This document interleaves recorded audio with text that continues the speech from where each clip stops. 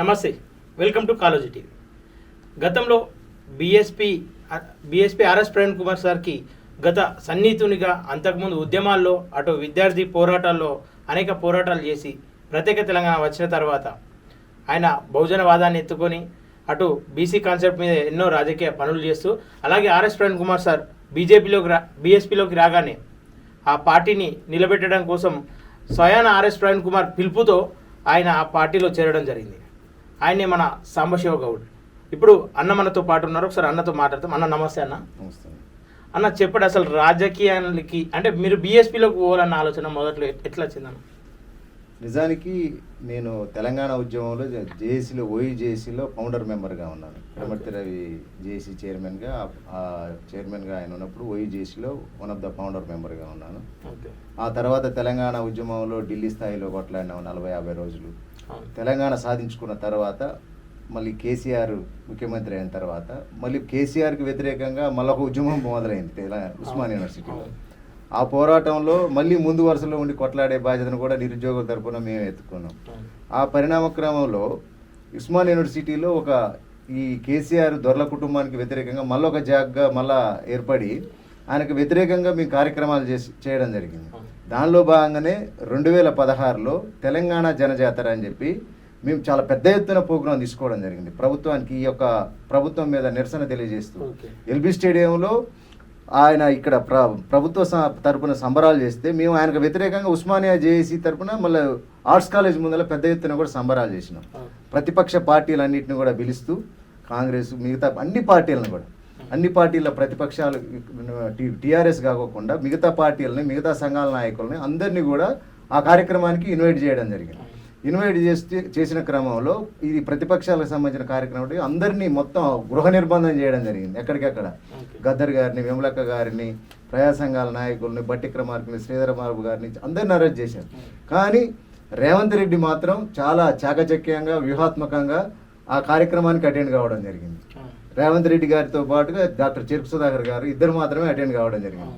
ఆ ప్రోగ్రాం చాలా historical programme. Telangana సాధించుకున్న తర్వాత ఆ కార్యక్రమానికి మెయిన్ కర్త కర్మ క్రియగా ఒక టీమ్గా ఏర్పడ్డ ఆ టీంలో నేను వన్ ఆఫ్ ద మెంబర్ని. మళ్ళీ రేవంత్ రెడ్డి గారు ఇప్పుడు ప్రస్తుత సీఎం గారు ఆ రోజు వచ్చినప్పుడు ఆయన మాట్లాడేటప్పుడు పక్కన నేనే ఉంటాను, రేవంత్ రెడ్డి గారి పక్కన.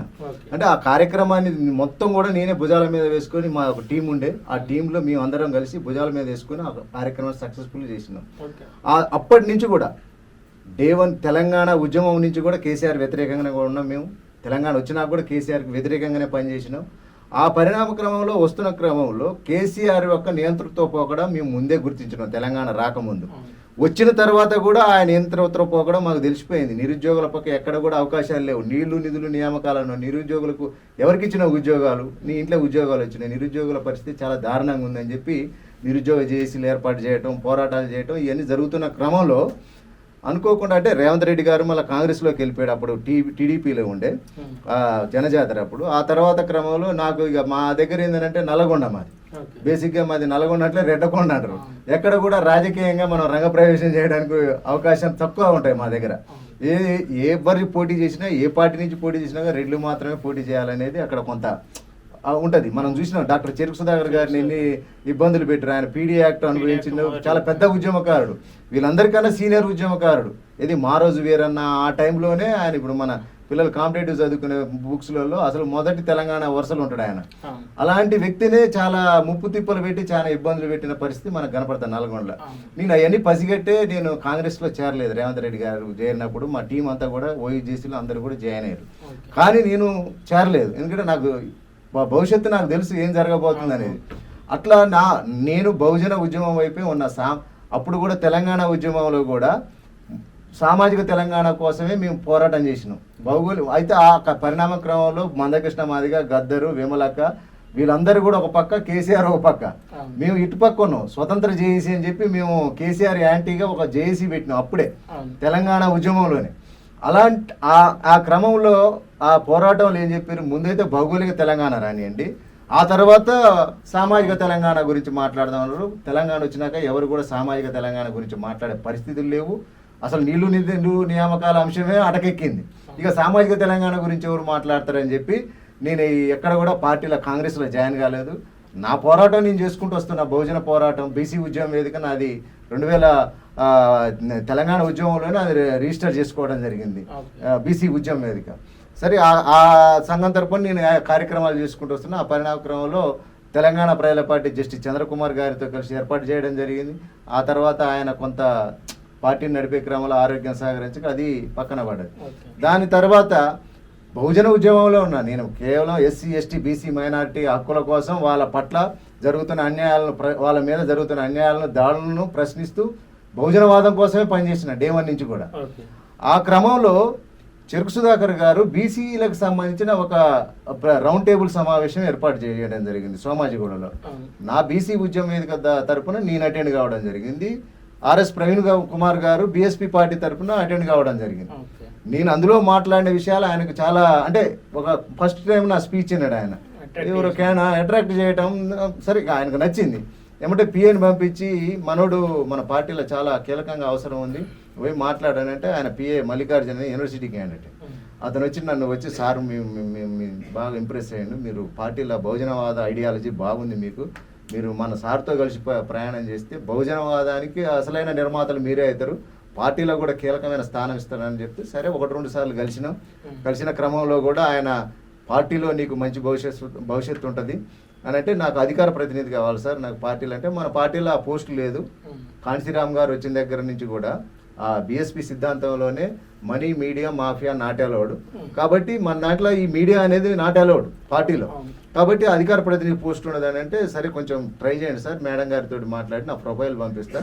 ఒక ఉద్యమకారుడుగా, ఒక డాక్టరేట్ కూడా నేను ఎవరి మీద చేసిన PhD empowerment of backward classes study of post 73rd constitutional amendment act in Nalgonda district. అంటే బ్యాక్వర్డ్ క్లాసెస్ మీదనే పిహెచ్డి చేసింది నేను. డాక్టరేట్ తీసుకుంది కూడా బ్యాక్వర్డ్ క్లాసెస్ మీద చేసి పిహెచ్డి తీసుకున్నాను. నా ప్రొఫైల్ అవన్నీ పంపించిన తర్వాత ఒక 3 months హోల్డ్ చేసిన తర్వాత ఓకే రైట్ పర్సన్ అని చెప్పి నాకు అధికార ప్రతినిధిగా పోస్ట్ కూడా ఇవ్వడం. సరే ఆ పరిణామ క్రమంలో అధికార ప్రతినిధి ఇచ్చారు, మంచిగా బీసీల కోసం మంచిగా మాట్లాడుతున్నాం అని చెప్పి అందులో బీసీలందరికీ కూడా చీఫ్ కన్వీనర్ పోస్ట్ ఇచ్చారు నాకు. చీఫ్ కన్వీనర్ బీసీలందరికీ కూడా నేనే హెడ్ల చీఫ్ కన్వీనర్ అందులో. అంత మంచి పోస్ట్ ఇచ్చిన బీఎస్పీ నుండి మళ్ళీ మీరు దూరం కావడానికి గల కారణం ఏమి? దూరం కావడానికి కారణాలు తర్వాత జరిగిన పరిణామం చెప్పబోతున్నాను. వాస్తవంగా ఏంటంటే అంత ప్రియారిటీ ఇచ్చినట్టు కనపడ్డప్పటికి కూడా కేవలం బీసీలను అట్రాక్ట్ చేయడానికి నన్ను ఒక ముడిసరుకుగా వాడుకున్నారు వాళ్ళు. నన్ను బీసీలని అట్రాక్ట్ చేయడం కోసం నన్ను ఒక ప్రొజెక్ట్ చేసిరు నన్ను, అంతే. మా దాంట్లో ఒక సాంబశివ గౌడ్ ఉండు, ఒక మాట్లాడే ఒక ప్రశ్నించే గొంతుక ఉంది, ఒక ఉద్యమకారుడు ఉండు, బీసీలారా మీరు రండి, ఈయనను చూసి రండి అని చెప్పి నన్ను ఒక నా పిక్చర్ నా బొమ్మ చూపించే పరిస్థితి కనపడదు ఆడ. అంటే మీరు అంత మాట్లాడగలిగిన మీరు రేవంత్ రెడ్డి గురించి ముందే గ్రహించి కాంగ్రెస్లో ఏరని మీరు ఆర్ఎస్ ప్రవీణ్ కుమార్ గురించి అసలు గ్రహించలేరా మీరు? ఆయన అంటే ఇప్పుడు మన బహుజన బిడ్డ, సివిల్ సర్వెంట్, నేను కూడా సివిల్స్ ప్రిపేర్ అయినా. గ్రూప్ 1 నేను యాస్పిరెంట్ 2011లో నాది గ్రూప్ 1 మిస్ అయింది. తెలంగాణ ఉద్యమంలో ఉండే నేను గ్రూప్ 1 ప్రిపేర్ అయ్యాను. సరే మన ఐడియాలజీ ఆయన ఐడియాలజీ కొంత సింక్ అయింది. ఎడ్యుకేటెడ్, ఒక హార్వర్డ్ యూనివర్సిటీలో పిహెచ్డి చేసిందని చెప్పి కొంత ఆయన మీద కొన్ని ఆరోపణలు ఉన్నాయి, ఏదో ఎన్కౌంటర్స్ అని అదని ఇదని కొన్ని ఆరోపణలు ఉన్నాయి. ఉన్నప్పటికీ కూడా కొంచెం బహుజన ఐడియాలజీ ఉంది, మనం కూడా బహుజన ఐడియాలజీలో ఉన్నాం. కాబట్టి ఏంటంటే ఈ బహుజనులకు న్యాయం జరుగుతుంది అనుకుంటే ఇలాంటి వ్యక్తితో ప్రయాణం చేస్తే కొంత అవకాశాలు ఉన్నాయని చెప్పి నా మనసాక్షి అనిపించింది.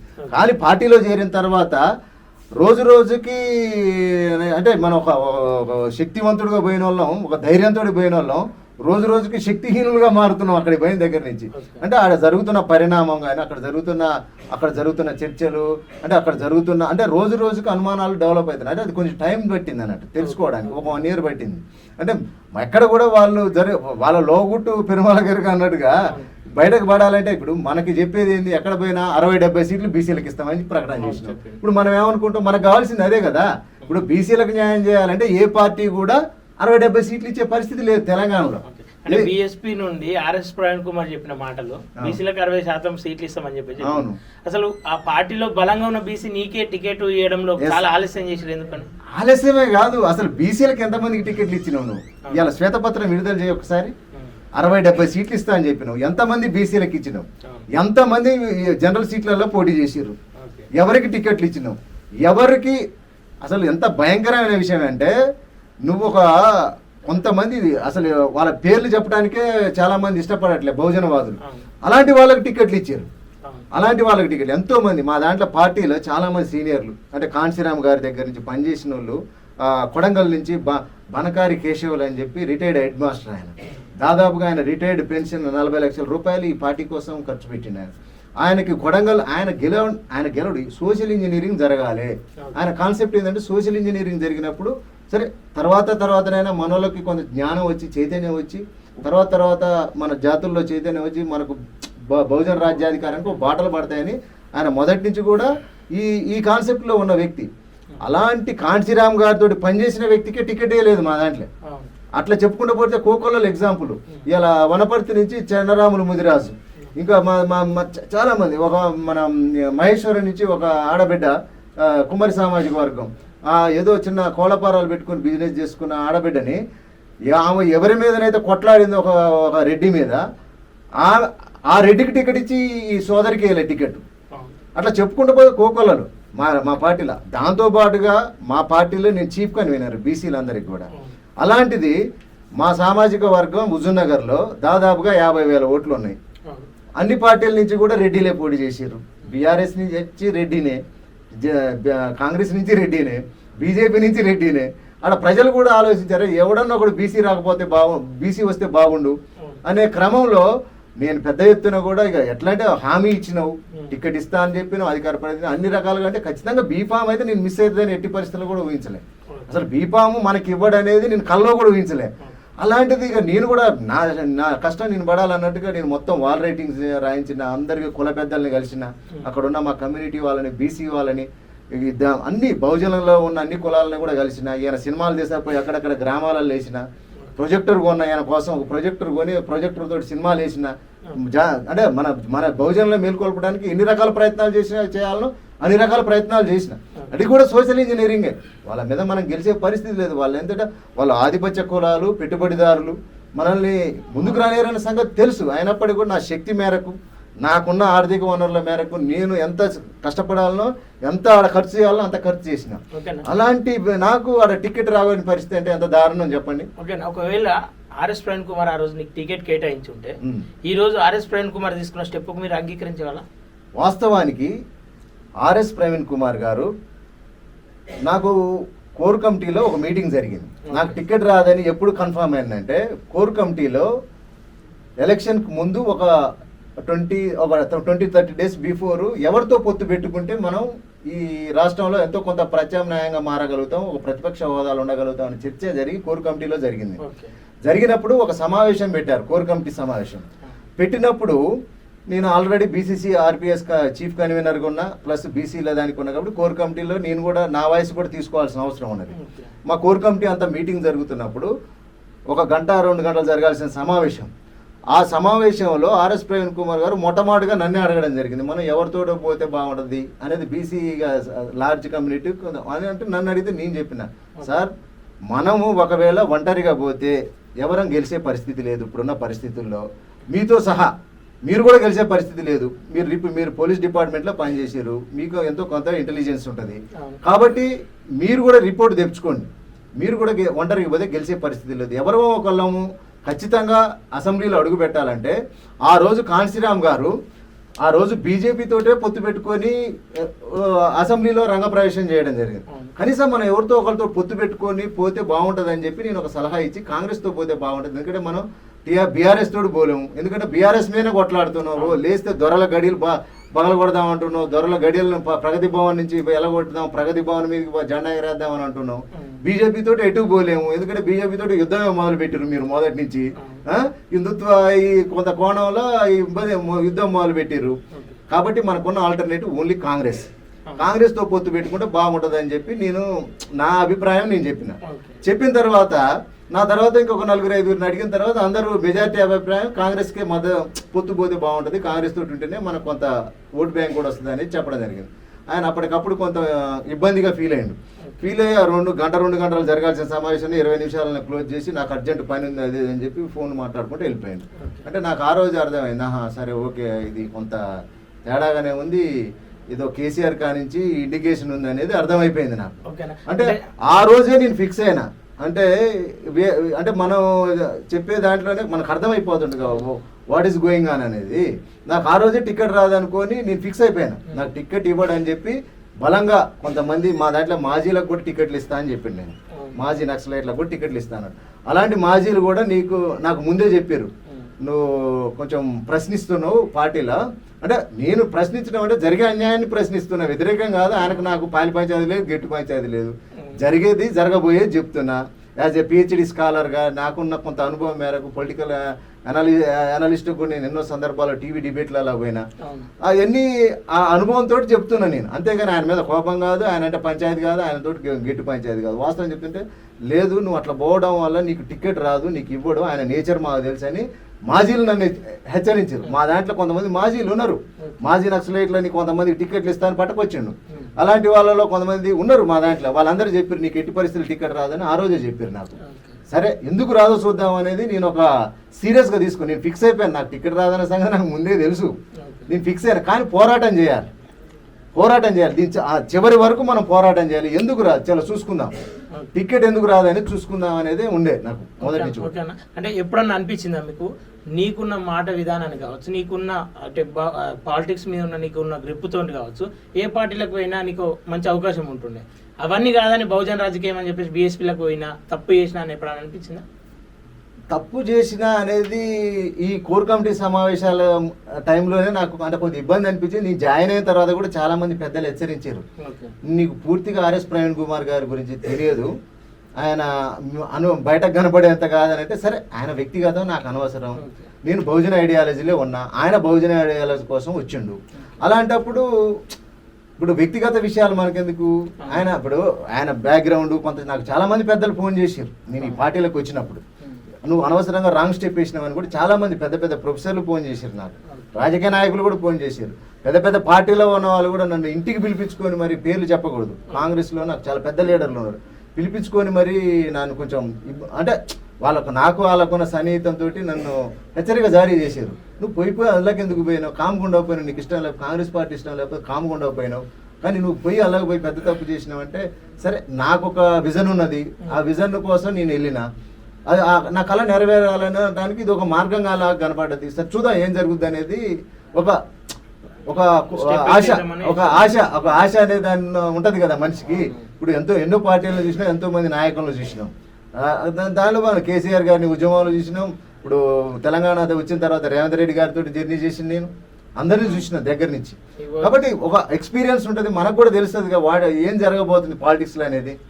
ఇప్పుడు ఆ మనిషి ఒక మనిషిని గుణం తెలవాలని అంటే ఒక మనిషి గుణం తెలవాలన్నా ఒక మనిషికి అధికారం అని ఇచ్చి చూడాలట, డబ్బని ఇచ్చి చూడాలట, ఒక కుర్చీ అంటే ఒక పవర్ అధికారం ఇచ్చి కుర్చీలో కూర్చోబెడితే ఆయన బుద్ధి బయటపడుతుంది అట. అంటే వెనకటికి ఒక మూడు సామెత ఉంటుంది, మంచివాని బుద్ధి అట మాంసం కాడ తెలుస్తుంది అట. అంటే ఒక వ్యక్తికి అధికారము ఏదో ఇచ్చినప్పుడు తెలుస్తుంది. సరే చూద్దాం, ఏనని కూడా చూద్దాం అన్నట్టుగా మన కొంత చూద్దాం. బహుజన ఐడియాలజీలో ఎవరు లేరు, మనకి చెప్పుకోవడానికి లీడర్లు కూడా ఎవరు లేరు అప్పటి వరకు అన్నట్టుగా పోయినా. అంటే ఆ మధ్య కాలంలో ఆయన అడిషనల్ డీజీపీగా రాజీనామా చేసినప్పుడు విత్ ఇన్ షార్ట్ టైమ్ లో ఆయనకు రాజీనామాను ప్రభుత్వం అంగీకరించడం, దీని వెనుక ఎంతో ఆ మధ్యలో చర్చ కూడా జరిగింది. హుజూర్ నగర్ నుండి పోటీ చేశాడనో లేదా అనేక చర్చలు జరిగింది, కేసీఆర్ వదిలిన బాలం. అప్పుడు అనిపించలేదు అన్న మీకు ఆయన అంటే ఏ రోజు కూడా మీకు ఆ కోణంలో ఆలోచించలేరా? అంటే వాస్తవానికి కూడా అప్పుడు చాలా పేపర్లో వచ్చింది. అంటే ఇంత షార్ట్ టైంలో 1 డేలో విఆర్ఎస్ తీసుకున్న వ్యక్తి ఎవరు లేరు మన భారతదేశ చరిత్రలో. నాకు తెలిసి చాలా మంది అన్నారు ఆ టైంలో ఇంటలెక్చువల్స్ కూడా, ఇంత ఫాస్ట్గా విఆర్ఎస్ రావడం ఏందనేది అసలు. అంటే అప్పుడు జరిగిన పరిణామం ఏంటంటే కొంత బీజేపీ తోటి కొంత ఇష్యూస్ అయినాయి అప్పుడు హిందుత్వ గొడవలో. కొంత ఈయన ఎక్కడికో ఛత్తీస్గఢ్ సమ్మె ఎక్కడో ట్రాన్స్ఫర్స్ అయినాయి అని అప్పటికప్పుడు ఆ భయానికి వచ్చి కేసీఆర్ కాడ కొంచెం సరెండర్ అయ్యి అప్పటికప్పుడు విఆర్ఎస్ తీసుకొని సోమేష్ కుమార్ దగ్గర ఏమంటే అంటే 1 డేలో విఆర్ఎస్ రావడం అనేది నాట్ పాసిబుల్, అది ఇంపాసిబుల్. చూసుకుంటే 2.5 నెలలు పట్టింది ఆకునూరు మురళి గారికి. అలాంటిది ఆయనకు వచ్చింది అనే దాంట్లో కొంత ఉంది, అంటే అనుమానాలు ఉన్నాయి. కానీ నా లక్ష్యం ఏంది, బహుజన ఐడియాలజీని సోషల్ ఇంజనీరింగ్ జరగాలి. సోషల్ ఇంజనీరింగ్ చేయాలంటే అప్పటి వరకు ఏ నాయకుడు లేడు కదా, ఒక పార్టీకి నాయకుడు లేడు, ఒక పార్టీకి అధ్యక్షుడు లేడు, ఎవరు లేరు. మనం ఏ పార్టీలు చేరిన పరిస్థితి లేదు, ఖాళీగా ఇంట్లో కూర్చోలేము. కేసీఆర్ ఉద్యోగాలు లేకపోయాయి, ఉద్యోగాల కోసం కొట్లాడినాం. గ్రూప్ 1 ఇప్పుడు ఇవాళ చూస్తున్నాం, 2011లో జరిగిన గ్రూప్ 1 ఇప్పటి వరకు గ్రూప్ 1 లేదు, పడ్డ గ్రూప్ 1 3 సార్లు వాయిదా పడే. ఇప్పుడు మళ్ళీ 3వసారి కానీ అది పట్టాలకు ఎక్కింది. ఇప్పుడు మళ్ళీ ఎప్పుడు ఎగ్జామ్ అయింది అనేది కూడా లేదు. మా ఏజ్ వస్తుంది, ఏం చేయగలుగుతాం? ఇంట్లో కూర్చొని ఏం చేయలేము, రాజకీయాలలో పోవాలి, మరి ఏం చేయాలి? ఎవరో ఒక నాయకుడు కావాలి. అట్లా అన్నట్టుగా మనం ఆలోచించి బహుజన సమాజ్ పార్టీలో వచ్చిన. అంతా నాకు, నేను సివిల్ సర్వెంట్ ఆస్పిరెంట్ని. నాకు ఎస్పీలు, డిఎస్పీలు, పెద్ద పెద్ద వాళ్ళు, కలెక్టర్లు కూడా నా రూమ్మేట్స్. ఈయన నైజం, ఈయన బాసిజం అంతా చెప్పారు. నాకు ఎలా కాదు, కొంత ఈ ప్రయాణంలో కొంత మనం సోషల్ ఇంజనీరింగ్ జరుగుతుందని నమ్మిన. అంటే నువ్వు పార్టీని వీడుతూ అన్న సమయంలో అంటే ఎవరైనా ఆ పార్టీ నుండి మాట్లాడే ప్రయత్నం చేశారా నీతో? అంటే పార్టీని వీడుతున్న సందర్భంలో పార్టీ నేనేమి సడన్ గా వీడలే. దాదాపుగా ఫస్ట్ లిస్ట్ పెట్టారు. అంటే ఫస్ట్ లిస్ట్ లో ఆయన తర్వాత నాకే టికెట్ రావాలా, నువ్వు మొత్తం ఆయన జాయిన్ అయినప్పటి నుంచి నేను జాయిన్ అయినప్పటి హిస్టరీ తీసుకోండి. బీసీలకు నేను చీఫ్ కన్వీనర్గా ఉన్నా. ఏ డయాస్ మీద సభ జరిగినా ఆయన కన్నా ముందు నేనే మాట్లాడినా. బీసీల తరఫున రిప్రజెంటేటివ్గా నేను గొంతు దించుకున్నా. బీసీలకు 60-70 సీట్లు ఇస్తుందని చెప్పి ప్రతి డయాస్ మీద, ప్రతి పెద్ద సభలో నేను మాట్లాడినా. ఈవెన్ మాయావతి గారి అల్లుడు వచ్చినప్పుడు కూడా ఇక్కడ వరంగల్లో జరిగిన సభలో కూడా నేనే బీసీల తరఫున మాట్లాడినా. కాబట్టి అందరు నన్ను అడిగారు. ఫస్ట్ లిస్టులో ఆర్ఎస్ ప్రవీణ్ కుమార్ గారి తర్వాత టికెట్ నీకే రావాలి, నీ పేరెందుకు లేదని చెప్పి నాకు ఫోన్లు చేశారు. అంటే ఆ ఇష్యూలో చాలా మంది పెద్దలు కూడా మేము అందరం పోయి కూడా అడిగితే ఈ ఆర్ఎస్ ప్రవీణ్ కుమార్ గారి క్లాస్మేట్ వంగారాములు గౌడ్ గారు అని ఉంటారు. ఆయన గారు ఈ మధ్యనే కాలం చేయడం జరిగింది. ఆయన కిలాషాపూర్లో బహుజన రాజ్యాధికార యాత్ర మొట్టమొదటిసారిగా ఈయన అరంగరేటం చేయడం జరిగింది రాజ్యాధికార యాత్రలో. అప్పుడు కేసీఆర్ గారు ఎక్కడ కూడా ఈయన సభ పెట్టుకోవడానికి అవకాశం వేయలే. ఈయన అక్కడ ప్లేసే దొరకనేలే. అలాంటి పరిస్థితుల్లో వంగారాములు గౌడ్ గారు కిలాషాపూర్లో సర్దార్ సర్వాయి పాపన్న కోట పక్కన ఆయన 8 ఎకరాలు 10 ఎకరాలు ఉంటుంది సుమారుగా. అప్పటికప్పుడు ఏదో ప్రతి సమయం ఏదో పంట కూడా ఉన్నట్టుంది అందులో. అప్పటికప్పుడు అదంతా తీసేయించి మొత్తం క్లీన్ చేయించి అప్పటికప్పుడు సభ పెట్టుకోవడానికి ఆయన సొంత స్థలం ఇచ్చిండు వంగారాములు గౌడ్ గారు. ఈయన క్లాస్మేట్. ఇచ్చిన వ్యక్తి ఆయనే పర్సనల్గా వచ్చి యాక్చువల్గా నేను ఈ పార్టీలో చేరడానికి మీరు ఇందాక అడిగిరు కొంచెం ఆడ కొంత మిస్ అయింది నేను చెప్తాను. వంగారాములు గౌడ్ గారు ఈయన క్లాస్మేట్. ప్రొఫెసర్ ఆల్దాస్ జానయ్య గారు అని చెప్పి అగ్రికల్చర్ యూనివర్సిటీలో ఆయన వీసీ కావాల్సిన వ్యక్తి. కేసీఆర్ గారు సీఎం కావడం వల్ల ఆయనకు వీసీ పదవి రాలేదు. ఆయన కూడా వీళ్ళ సీనియర్, ఆర్ఎస్ ప్రవీణ్ కుమార్ గారి సీనియర్. వారితో నాకు సన్నిహిత సంబంధం ఉంది. వారు ఏం చెప్పారంటే ఆర్ఎస్ ప్రవీణ్ కుమార్ గారితో సీట్ ఇప్పించే బాధ్యత మాది అని చెప్పడం జరిగింది. ఖచ్చితంగా సీట్ నేను అప్పటికి మీరు అన్నట్టుగా చాలా మంది మీకు ముందు తెలవలేదన్నారు. నాకు చాలా మంది పెద్దలు కూడా చెప్పారు నీకు నువ్వు అంత నమ్మశక్యమైన మనిషి కాదనంటే నేను వీళ్ళ మన రాములు గారిని జానయ్య సార్ని అడిగినప్పుడు నీకు టికెట్ ఇప్పించే బాధ్యత మాది. నా రాములు గౌడ్ గారు పాపం పెద్ద ఆయన కాలం చేసి పెద్ద ఆయన జానయ్య గారు ఉన్నారు ప్రస్తుతం. వారు ఏం చెప్పారంటే 100% నేను చెప్తాం సీట్ నీకు వస్తుంది, నువ్వు డౌట్ లేదు. నీ కాంగ్రెస్లో నీకు టికెట్ తెచ్చుకుంటావా, నేను మాట్లాడతారా, ఎవరు నీకు టికెట్ ఇవ్వగలుగుతారో చెప్పు అని చెప్పి అంటే సరే మీరు పెద్దలు మీరు లాంటి వాళ్ళు ఉన్నారు అందరి అభయం ఉంది అని చెప్పి కొంత డేర్ చేసి రావడం జరిగింది. అలాంటిది ఫస్ట్ లిస్ట్లో టికెట్ రానప్పుడు సూర్యాపేటలో దాసరి రాములు గారు అని ఉంటాడు, రిటైర్డ్ గెజిటెడ్ ఆఫీసర్. ఆయన కాంశీరామ్ గారి టైంలో ఆయన వయసు ఇప్పుడు ప్రస్తుతం 74 సంవత్సరాలు. ఆయన దళిత కమ్యూనిటీకి సంబంధించిన వ్యక్తి. నా స్పీచెస్ అన్నా నేను చేసే యాక్టివిటీస్ అన్నా దగ్గరుండి నేను సూర్యాపేట జిల్లాలో ఎక్కడ కార్యక్రమం తీసుకుని ఆయన దగ్గరుండి ఒక కార్యకర్తలాగా పనిచేస్తాడు. ఒక gazetted officer, senior, 74 years retired officer. అలాంటి వ్యక్తి అంటే నేను చేసే యాక్టివిటీస్లో అంత మమేకమైపోయి పనిచేస్తాడు. ఫస్ట్ లిస్ట్లో టికెట్ రాకపోతే ఆయన చాలా ఇబ్బంది పడ్డాడు. అరే ఏంది నీకు టికెట్ రాకపోతే ఇంకెవరికి టికెట్ ఇస్తారు, ఎటుపోతుంది బహుజన సమాజం, ఎటుపోతుంది బహుజన సమాజ్ పార్టీ. కాంశీరామ్ గారి టైంలో ఆయన నెలకు ₹1,00,000 ఎంప్లాయర్స్ దగ్గర ఈ పార్టీ సిద్ధాంతాన్ని డెవలప్ చేయడానికి కలెక్ట్ చేసి పంపించేది పార్టీకి. అంత గొప్ప వ్యక్తి. అలాంటి గొప్ప వ్యక్తి అసలు ఎందుకు జరిగింది ఇట్లా నేను చాలా మాట్లాడుతూ ఆర్ఎస్ ప్రవీణ్ కుమార్ గారితో పదం పానంటే అన్న సెకండ్ లిస్ట్ వరకు ఆగమన్నారన్న, కొంచెం వెయిట్ చేద్దామని అని చెప్పి వంగారాములు గౌడ్ గారు, అదేవిధంగా మేకపోతల నరేంద్ర గౌడ్ గారు, చాలా బీసీ సంఘాలు, మేకపోతల నరేంద్ర గౌడ్ గారు తెలంగాణ బీసీ సంక్షేమ సంఘం రాష్ట్ర అధ్యక్షులు, అట్లా చాలా మంది బీసీ సంఘాలు 10-15 మంది నా తరపున వచ్చి మాట్లాడారు. ఎందుకు మీరు మన ఒక ఉద్యమకారుడు, ఒక బీసీ ఉద్యమ వేదిక వ్యవస్థాపక అధ్యక్షుడు, ఆయనకి టికెట్ ఇవ్వకపోతే నువ్వు బీసీలలో ఎవరికి టికెట్ ఇస్తావు అని చెప్పి అడిగితే లేదు సాంబశివ గౌడ్కి ఇస్తాం, ఎందుకంటే ఫస్ట్ లిస్ట్లో నా పేరు ప్రకటించుకున్నా, సెకండ్ లిస్ట్లో నా తర్వాత పెద్ద ఫిగర్ ఎవరు కనపడట్లేదు, ఇప్పుడు సాంబశివ గౌడ్ని ఒక ఉద్యమకారుడిగా బీసీ నాయకుడిగా మనం ప్రొజెక్ట్ చేద్దాం, అందుకే ఆపినామని చెప్పి వాళ్ళని సంధాయించి పంపించిండు. లేదు లేదు మీరు టికెట్ అయితే కంపల్సరీ ఇవ్వాలి, మాకు ఏదో డౌట్ వస్తుందని చెప్పారు అప్పటికే. అంటే లేదు ఇదే నిజం, 18 మీరు సెకండ్ లిస్ట్లో చూడన్నారు. సెకండ్ లిస్టు సరే వాళ్ళు నిజమే కావచ్చు అనుకొని వెళ్ళిపోయారు. సెకండ్ లిస్ట్ పెడితే సెకండ్ లిస్ట్లో కూడా నా పేరు లేదు. అరే ఏంది ఇది, ఏం జరుగుతుంది అనేది కొంత విస్మయానికి గురైపోయినాం అంతా కూడా.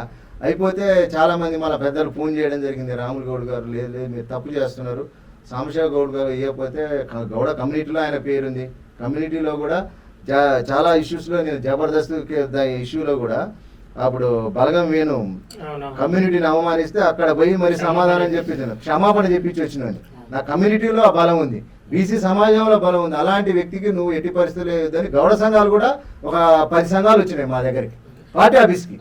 అంటే మీ టికెట్ రాకపోవడం, మీరు పార్టీ నుండి వీడడం, బలంగా బీసీలకు జరుగుతున్న అన్యాయం పైన ఏ రోజన్నా మీరు బలమైన వాయిస్ ఎప్పుడు ఇచ్చినాను? వాస్తవానికి 10వ తారీఖు నామినేషన్ లాస్ట్ డేట్. 10వ తారీఖు 8వ తారీఖు అదే చెప్తున్నా, 8వ తారీఖు సాయంత్రం వరకు కూడా టికెట్ ఇస్తున్నాం అని చెప్తే రామ్జీ గౌతమ్ గారికి ఫోన్ చేయడం జరిగింది. ఎవరు? దాసరి రాములు గారు, ఇంతకుముందు చెప్పిన సూర్యాపేట ఆయన 74 ఇయర్స్ దాసరి రాములు గారు డైరెక్ట్ రామ్జీ గౌతమ్కి ఫోన్ చేసిండు. మీరు సాంబశివ గౌడ్కి టికెట్ ఎందుకు ఇవ్వట్లేదు? ఒక బీసీ సమాజం నుంచి వచ్చిన ఒక వ్యక్తి ఆయన, వాళ్ళ తాతగారు రజాకారుల చేతుల్లో అత్యంత పాశవికంగా ఆ రోజు అచేగావింపబడ్డాడు తెలంగాణ సాయుధ పోరాటంలో. అలాంటి వ్యక్తికి మీరు టికెట్ ఇవ్వకపోతే, నేను గతంలో సిపిఎం నుంచి పోటీ చేసిన హుజనగర్లో, నాకు ఆ నేపథ్యం ఉండబట్టి సిపిఎం టికెట్ ఇచ్చింది అంతకుముందు 2019 బై ఎలక్షన్లో. అలాంటిది నాకే అతనికి టికెట్ ఇవ్వకపోతే నల్లగొండ జిల్లాలో మనకు కనీసం 1000 ఓట్లు కూడా రావు అని చెప్పి ఆయన రామ్జీ గౌతమ్ గారికి ఫోన్ చేస్తే, లేదు లేదు నేను ఆర్ఎస్ ప్రవీణ్ కుమార్ గారికి చెప్పినాను, ఖచ్చితంగా టికెట్ వస్తుంది, థర్డ్ లిస్ట్లో వస్తుంది, మీరు అలా నో డౌట్ అని చెప్పి 8వ తారీఖు సాయంత్రం వరకు కూడా హోల్డ్ చేసిరు నన్ను. 8వ తారీఖు నైట్ 9 గంటలకు థర్డ్ లిస్ట్ వచ్చింది. థర్డ్ లిస్ట్లో జనరల్ సీట్లో అసలు ఎవరో క్యాండిడేట్ మనకు తెలవదు, సడన్గా వేరే క్యాండిడేట్ పేరు వచ్చింది ఆడ. ఒక జనరల్ క్యాండిడేట్ కాదు, ఒక బీసీ క్యాండిడేట్ కాదు. ఎవరికి ఇచ్చినావు నువ్వు టికెట్? ఆ సమయంలో ఆర్ఎస్ ప్రవీణ్ కుమార్ మీద నీ ఒపీనియన్ ఏందన్న? ఒపీనియన్ అంటే విస్మయానికి గురైపోయాను, ఏం చేయాలనో తెలియని పరిస్థితి. అసలు ఇంత ఘోరంగా అవమానిస్తాడా? అంటే అవమానించడంలో ఇన్ని రకాలు ఉన్నాయా? అవమానించడానికి ఇది ఒక సందర్భమా? అంటే ఒక కష్టపడ్డ వ్యక్తికి, పార్టీ కోసం శ్రమించిన వ్యక్తికి నువ్వు ఈ రకంగా అవమానిస్తావా? పైగా నా కోసం జిల్లా కన్వీనరు వెంపటి నాగమణి అని చెప్పి జిల్లా కన్వీనర్ ఉండి ఆ చెల్లెమ్మ ప్రత్యక్షంగా ఆర్ఎస్ ప్రవీణ్ సార్ ఇంటికి వచ్చింది బస్ ఎక్కి. అక్కడి నుంచి నల్లగొండ జిల్లా నుంచి, మా ఉమ్మడి నల్లగొండ సూర్యాపేట నుంచి, కోదాడ నుంచి బస్ ఎక్కి ఇంటికి వెళ్ళింది. 2 కాళ్ళ మీద పడినంత పని చేసి, సార్ సాంబశివ అన్నకి టికెట్ ఇవ్వకపోతే మనకు జిల్లాలో చాలా ఇబ్బంది అవుతుంది అని అంటే ఏమన్నాడట ఆమెతోటి, ఆయనకు ఊర్లో ఇల్లే లేదు, ఆయనకు టికెట్ ఎందుకమ్మా అని ఆయన మాట్లాడిండు. అంటే ఊర్లో ఇల్లు ఉంటేనే నువ్వు టికెట్ ఇస్తావా? ఊర్లో ఇల్లు ఉన్నోళ్ళే టికెట్లు తీసుకొని గెలిచిరా గతంలో? ఊర్లో నా ఇల్లు లేదని నిరూపిస్తావా? వస్తావా నా కాడికి? బూరుగడ్డ మాది బూరుగడ్డ స్వగ్రామం, వస్తావా బూరుగడ్డకి? ఇప్పుడు మీరు గెలుస్తారా? గెలుస్తారని చెప్తాను. ఇప్పుడు మీరు గెలుస్తారా? అంటే ఇప్పుడు టీఆర్ఎస్తో పొత్తు పెట్టుకుంటే మీరు గెలుస్తున్నారా? మీరు గెలుస్తారా? రేపు ఓడిపోతే ఏం చెప్తావు సమాధానం? ముక్కు నేలకు రాస్తావా? రేపు ఒకవేళ నువ్వు ఓడిపోతే ముక్కు నేలకు రాస్తావా? నువ్వు దానికి మరి ఒక బాండ్ పేపర్ మీద రాసిచ్చి పో. మరి రేపు ఓడిపోతే ముక్కు నేలకు రాస్తావా? ప్రజలకు క్షమాపణ చెబుతావా? నువ్వు దొరతో దోస్తీ ఏంది నీకు? నువ్వు ఆ రోజు దొర గడీలు బద్దలు కొడదామని చెప్పినావు, దొర గడీలు బద్దలు కొడదామని చెప్పి బహుజన సమాజాన్ని మోసం చేసినావు. ఇవాళ దొరతో దోస్తీ ఎట్లా కడతావు? దొరతో దోస్తీ ఎట్లా చేస్తావు? సరేనా? వాస్తవానికి నిజానికి కూడా మాకేమనిపిస్తుందంటే, మునుగోడు ఎలక్షన్ చూసినాం. ఆ రోజు చాలామంది పెద్దలు కూడా నన్ను గౌడ కమ్యూనిటీ ఆడ పెద్దగా ఉన్నది, నువ్వు పోటీ చేయమని నా దగ్గరకు వచ్చారు. కానీ మునుగోడు నా సొంత నియోజకవర్గం కాదు, నాది హుజూర్నగర్ నియోజకవర్గం, నేను అక్కడ పోటీ చేస్తాను తప్పుకున్నాక చాలామంది గౌడ పెద్దలందరినీ కూడా మేము కలవడం జరిగింది. అంటే వాళ్ళు కొంత వాళ్ళకి మరి తెలుసో లేదో ఎంతో కలిసి ప్రయాణం చేయడానికి ఇష్టపడలే పెద్ద ఆయనతోటి, ఈ ఆర్ఎస్ ప్రవీణ్ సార్ తోటి. కానీ ఆడ ఆల్ ఆఫ్ సడన్గా కూసుకుంట్ల ప్రభాకర్ రెడ్డి అమ్మటి పనిచేసిన ఆందోళన శంకరాచార్యని తీసుకొచ్చి సడన్గా మాకు ప్రొజెక్ట్ చేసిండు. అక్కడ అసలు భయంకరమైన అనుమానాలు తాగిచ్చినాయి. చాలామంది బాంబ్షెప్లో పనిచేసే వాళ్ళు ఫండింగ్ ఆపేసారు. అప్పటి నుంచి ఫండింగ్ ఆపేసారు. అనుమానాలు మాకే కాదు బాంసేపోలకే అనుమానాలు బయలుదేరినాయి. ఓకేనా, అంటే ఆర్ఎస్ ప్రవీణ్ కుమార్ నిజ స్వరూపం తెలిసినాక కూడా ఎక్కడ బలంగా ఆయన మీద మీరు అంటే ఆయన మీద పోటీ చేసిరు తప్ప బలమైన విమర్శ ఎక్కడ చేయలేరు. నేను ఎందుకు అంటే నేను బహుజనవాదానికి నేను బహుజనవాదాన్ని గౌరవించి నేను ఎక్కడ విమర్శ చేయలేదు. బహుజనవాదమే తాకట్టు దారి తప్పింది, బహుజనవాదం దారి తప్పింది కాబట్టి నేను బయటకు వస్తున్నా. చలో కాసుకో, నువ్వు పోటీ చేయి, నేను ఖచ్చితంగా నాగర్ కర్నూలు వస్తా. నాగర్ కర్నూలు పోటీ చేస్తావా, పెద్దపల్లిలో పోటీ చేస్తావా, నువ్వు వరంగల్లో పోటీ చేస్తావా, పోటీ చేయి, నేను ఖచ్చితంగా ఆడికి వస్తా. నువ్వు చేసిన అరాచకాలు అక్రమాలు అన్నీ బయట పెడతా. అన్ని గ్రామ నేను ఒక్కని కాదు, నాతో పాటు ఇవాళ మా బహుజన్ సమాజ్ పార్టీలో నాతో పాటు పనిచేసిన వాళ్ళంతా నా వెనకాల ఉన్నారు. వాళ్ళందరం వస్తాం, గ్రామాన్ని తిరుగుతాం, నిన్ను ఓడిస్తాం. ఓకేనా, అంటే కాంశీరామ్ చెప్పిన 2 మాటలు నిన్నటి నుండి బలంగా చర్చకు వస్తున్నాయి. ఒకటి, ఏ గాడిద ఎక్కినా సరే మనకు రాజ్యం కావాలని చెప్పేసి ఒక మాట చెప్పారు.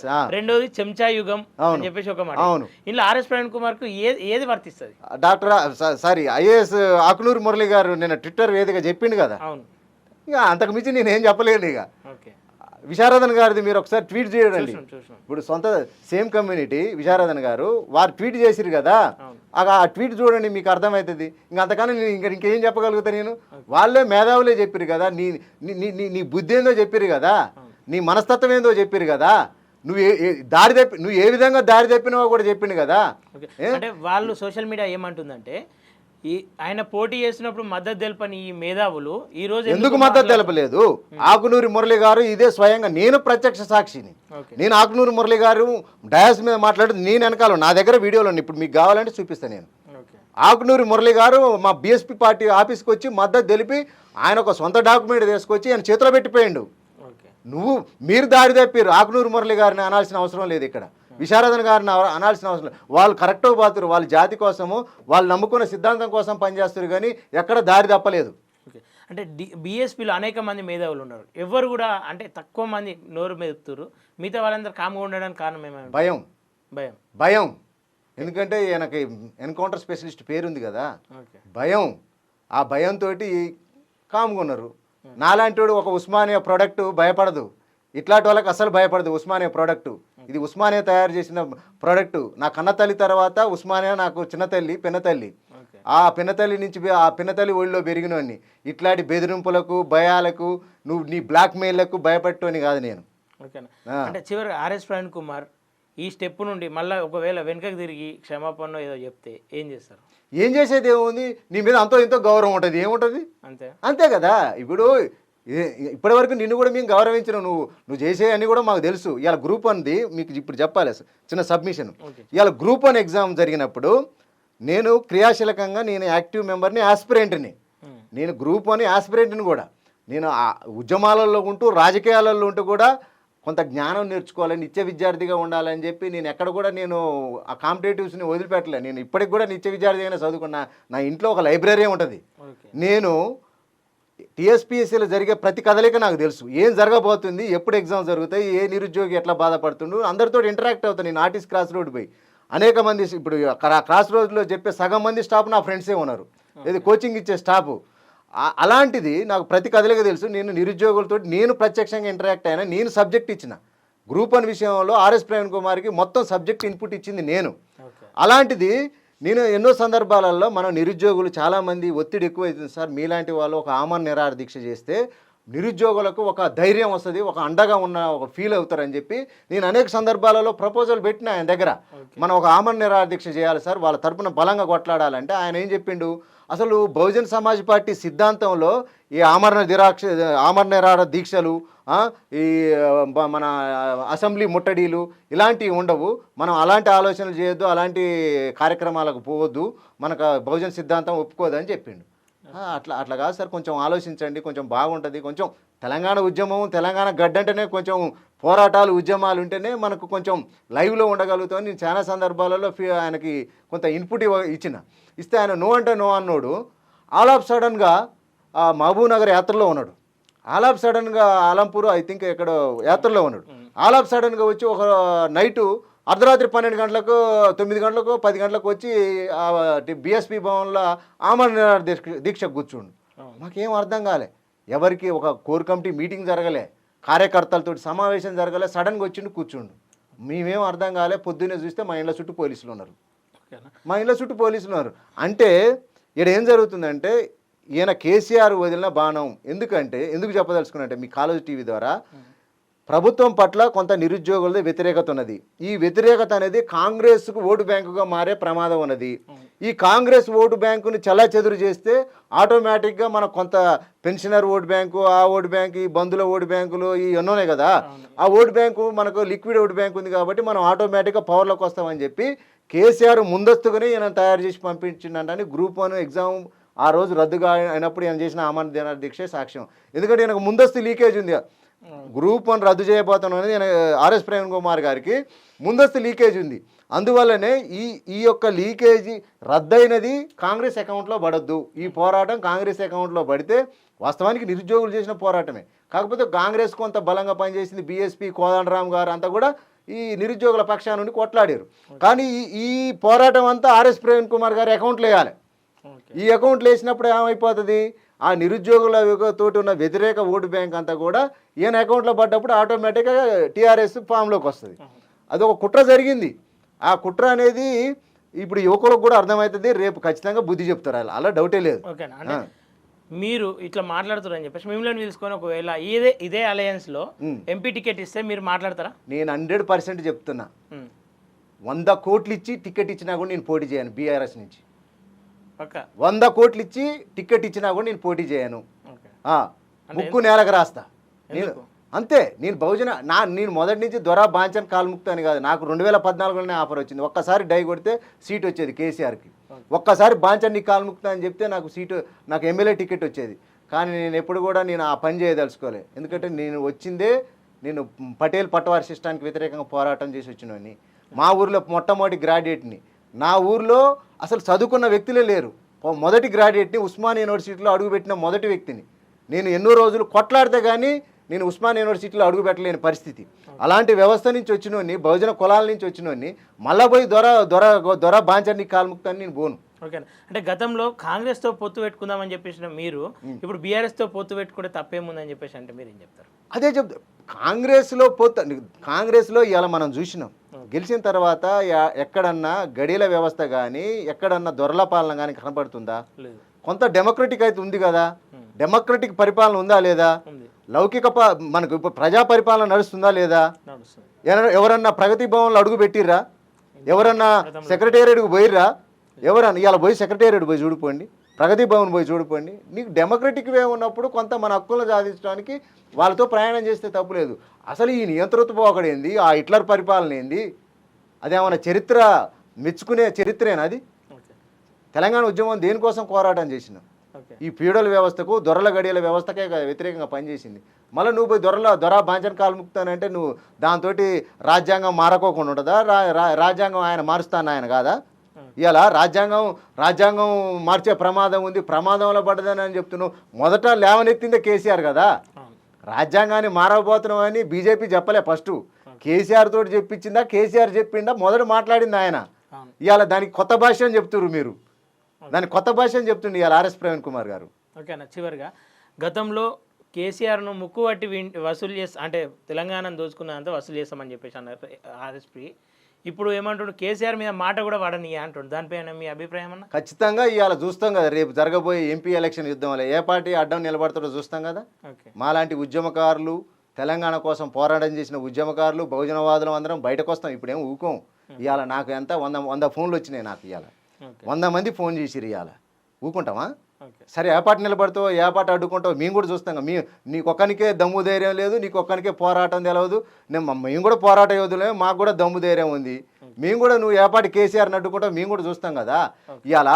ఇవాళ కేసీఆర్కి చివరి దశలో ఉన్న పరిస్థితి ఇవాళ బీఆర్ఎస్. నువ్వు పోయి తీర్థం పోసే పరిస్థితి వచ్చింది. ఇవాళ దొరల గడియల వ్యవస్థే, ఫ్యూడల్ వ్యవస్థే మాసే పరిస్థితిలో పోయి నువ్వు లాస్ట్కి ఏమైనా ఊర్లలో చెప్తారు తులసి తీర్థం పోతారు అన్నట్టుగా మీరు పోయి తులసి తీర్థం పోసే పరిస్థితికి దిగజారినావు మీరు. మీరు అడ్డుకుంటా అంటే సమాజం మెచ్చుకుంటుందా? ఏ పాట అడ్డుకుంటావో చూస్తాం కదా మేము కూడా. నువ్వు ఎంతమందితోటి ఇది చేస్తావో, ఏ పాట అడ్డుకుంటావో మాలాంటి వాళ్ళని కూడా చూస్తాం కదా. ఓకేనా. చివరిగా ఇప్పుడు ఏదైతే మీరు ఈ బీసీ పాలిటిక్స్ కావచ్చు, బహుజన పాలిటిక్స్ కావచ్చు, ఈ ఆర్ఎస్ ప్రవీణ్ కుమార్ నిర్ణయం తర్వాత చాలామంది వెనుకడుగు చేసే పరిస్థితి వచ్చింది. అంటే ఎవరితో ఒకరితోటి పోదాం ఈ బహుజన్ రాజకీయాలనే వద్దు అనుకునే స్థితికి అయితే దిగజారు. వాళ్ళకు మీరు ఎలాంటి మాట చెప్తారన్న? ఖచ్చితంగా తెలంగాణ గడ్డకి ఒక చరిత్ర ఉన్నది. ఓకే. ప్రతిసారి అన్యాయం జరిగినప్పుడు ఎవరో ఒక నాయకుడు బయటకు వస్తాడు. అవును. కోర్స్ మనం ఇప్పుడు చరిత్రలో చూసినట్టు తెలంగాణ ఉద్యమ రూపంలో సరే కేసీఆర్ మంచోడా చెడ్డోడా అది సెకండరీ. అవును. ఒక ఉద్యమ నాయకుడు లాగా ఒక రూపాంతరం చెందాడు. వాని బుద్ధి మంచి వక్ర బుద్ధి అయినప్పుడు మనం ఏం చేస్తాం చెప్పు? ప్రజలు నమ్మిర్రు, ఉద్యమ నాయకుడుగా గౌరవించారు, కానీ ఆ ఉద్యమ నాయకత్వాన్ని నిలుపుకోలేదు. ఇవాళ ప్రశ్నించే గొంతుగా రేవంత్ రెడ్డి రూపంలో ఇలా సీఎం అయ్యిండు. రేపటి రోజున ఎవరో ఒకరు పుడతారు ఈ సమాజం నుంచి. పుట్టకోకుండా ఎందుకుంటాడు? బహుజనుల కోసం ఒక నాయకుడు తయారై ఉండేమో. ఎవరు ఇప్పుడే అట్లా మనం దాన్ని ఎగ్జామిన్ చేసి ఆయన కాదు ఈయన కాదని చెప్పే పరిస్థితి లేదు. నువ్వు వస్తావేమో అనుకున్నావు, నువ్వు ఇంత దారి తప్పుతావు అని ఎవరికి తెలుసు? కొత్తగా ఇంకో నాయకుడు పుట్టొచ్చు. బహుజనుల మనుషులు కాదా వాళ్ళు? వాళ్ళకు నాలెడ్జ్ లేదా? వాళ్ళకు సబ్జెక్ట్ లేదా? వాళ్ళకు పోరాట పటిమ లేదా? వాళ్ళ ధైర్యవంతులు కాదా? వాళ్ళ పూర్వీకులు పోరాట యోధులు కాదా?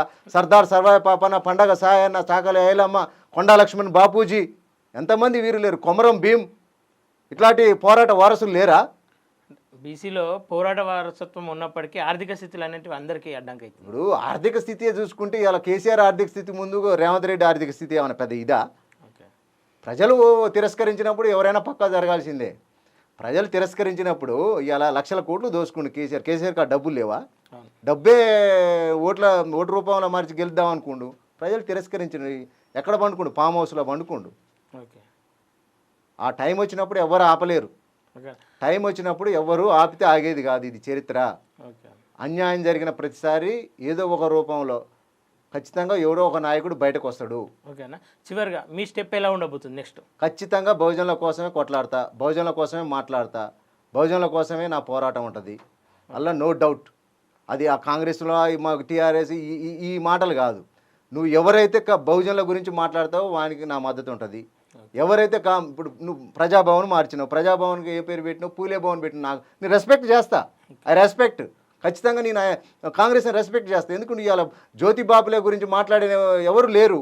ఇవాళ ప్రగతి భవన్ పేరు Praja Bhavan, Jyoti Bapule Bhavan. I can respect. మా సమాజాన్ని కూడా రెస్పెక్ట్ చేయమని చెప్తాం, గౌరవిస్తాం. ఎందుకంటే నువ్వు నన్ను గౌరవించినప్పుడు నేను గౌరవిస్తా, నన్ను అవమానిస్తే నేను ఒప్పుకోను. అంతే కదా సిద్ధాంతం.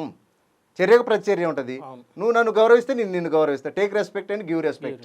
ఓకేనా? థ్యాంక్ యూ అన్న. మీ విలువైన సమయాన్ని మాకు కేటాయించి ఆర్ఎస్ ప్రవీణ్ కుమార్ ఈరోజు ఒక ముసుగు వెనుక ఉండు, ఆ ముసుగును తొలగించి అంటే సరే చీకటి నుండి వెలుగులోకి వచ్చినట్టుగా ఆయన నిజాలన్నీ బయట పెడుతున్నందుకు అలాగే మీరు ఇదే స్టాండ్ పైన ఉండాలని మనస్ఫూర్తిగా కోరుకుంటున్నాను. ధన్యవాదాలు.